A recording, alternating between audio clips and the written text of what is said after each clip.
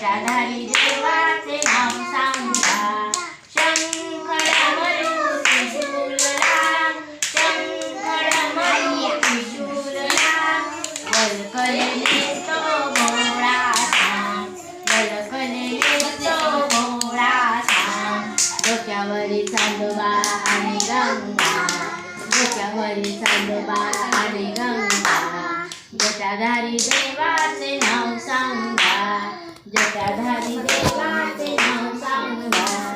जटाधारी देवा